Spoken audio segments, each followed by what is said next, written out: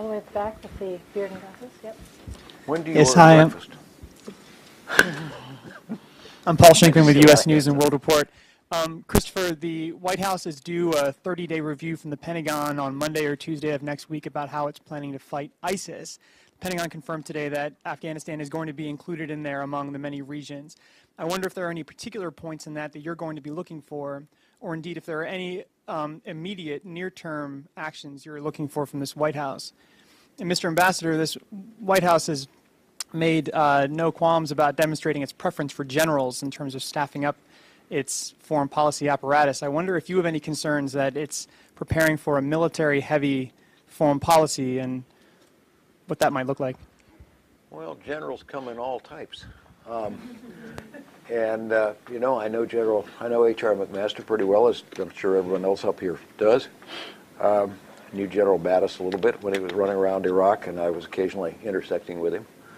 And these are people with pretty broad vision, and they're not knuckle draggers. And I give them space. You know, we've had 3 general officers who were secretaries of state. 2 of whom I think did very well: George Marshall, Colin Powell. One of whom, Al Haig, was a disaster. That just goes to prove you can't make some broad generalization. I would note one point. Listening to NPR this morning, it mischaracterized HR's book as a book criticizing the civilians for their interference in military matters. In fact, the dereliction of duty to which that book speaks is the military not professionally standing up to argue for its own position, not to have its own position necessarily, but to have the professional duty to argue its side. He may get to try that on, but in any event, that's an important attribute. If that comes with a general, I'll take it. If it comes with a civilian, I'll take it. It comes with too few of our leaders in either stripe. Do you want to address the first part?